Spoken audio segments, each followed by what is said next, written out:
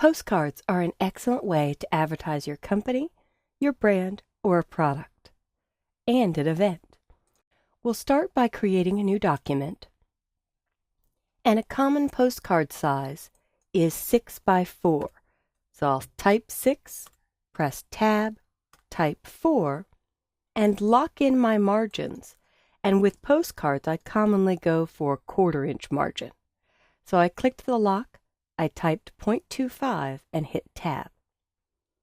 And to provide myself with guides for one half and the other, I'll do 2 column guides, but make my gutter very thin at 1/10 of an inch. This is a layout I use frequently.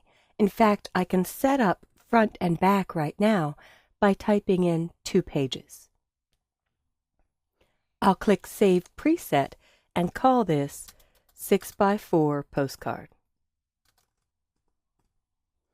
When I hit OK, you'll notice it's added to my frequent document sizes.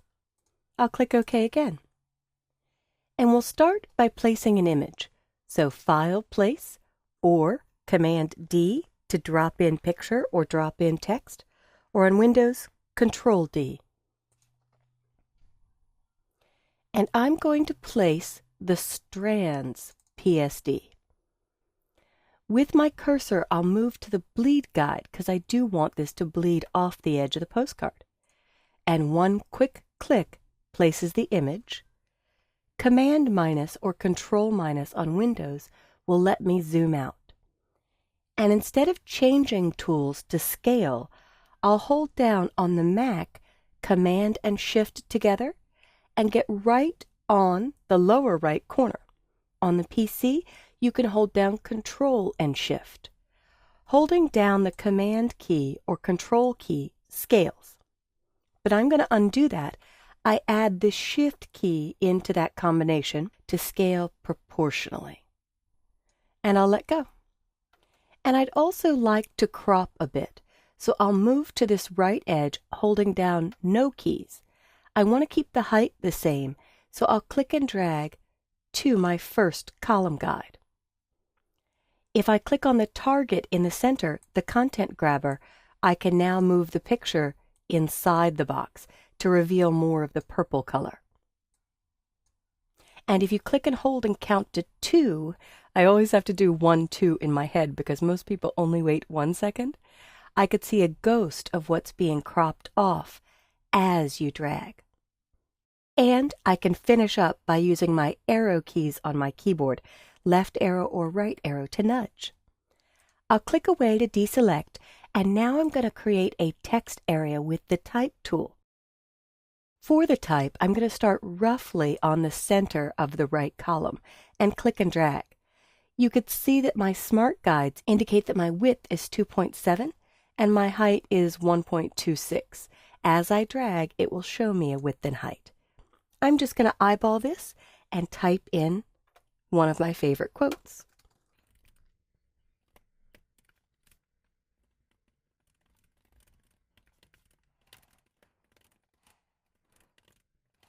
Now, this is a 2-part quote, and often when there's a pause, I'll go to my Type menu, Insert Special Character, hyphens and dashes, and do the typographically pleasing M dash. So I'm going to finish this with things I had no words for. You'll notice that as I was typing, it was flagging typos. Added to InDesign CS2 is the dynamic spell check, which gives you red squiggles under your typos. So edit spelling, dynamic spelling. And I'll finish this off by going back to Type, Insert Special Character, hyphens and dashes, M dash, and this is by Georgia O'Keeffe. And O'Keeffe will be something that isn't recognized. Let me make sure I have the proper character here. If it's a word that you use frequently, you could add it to the dictionary, but once I corrected that character, it actually found it. I'll do a select all, and before I finish up, I'm actually going to open a document that I put in your Assets folder for you. In the Assets folder at the main level, Whenever you're concerned about what typeface to use, you can look at the short list of the fonts that are included with the Creative Suite. I didn't put all their flavors or styles, such as bold, bold italic, condensed, light, but here I can get a good visual for the styles that I want. I hit Command plus or Control plus to zoom in, and I think I'm going to go with an older feel, the Prestige Elite, which reminds me of the 1950s and the old typewriters. I'll close this document up, I'll do a select all, and I'll change my font to the Prestige Elite. And even though it says bold, it's a lighter font, so the bold will not look that thick. In fact, you'll see that I only have one available. So I don't have the entire font family for Prestige Elite. Regular, bold, bold italic, and italic. I only have the one. I always choose optical kerning, and I'll make my type a bit smaller. When I'm happy with it, I'll triple click. 2 clicks always selects a word. 3 clicks selects a line. I'll triple click on the author, and I'm going to use Adobe Garamond Pro, which is in the G section, even though it starts with A for Adobe. The family is Garamond, and I'll choose italic. And there we have it. If I click my selection tool and click away and hit the letter W as in window, I can do a preview. And I tend to like to visually preview what I have.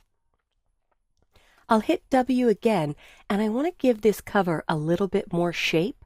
So I will click once on the photo, and this yellow corner just below the upper right handle, but this yellow square lets me do rounded corners. And I only want one to be rounded. So when I click, I'll hold down the Shift key and drag, and you'll notice it's rounding that corner. If you didn't use the Shift key, I'll undo twice, all of the sides would drag, which isn't the look I'm going for. So I'll hit Control Z or Command Z to undo, hold down Shift, and round one corner. And there is the front of my postcard. So see if you can whip this up. Feel free to insert your own favorite quote. I'll finish this off, and there is a bit of a debate on this in the industry, whether or not you want spaces before and after the M dash. I'll hit W for preview. I think I like it without the spaces.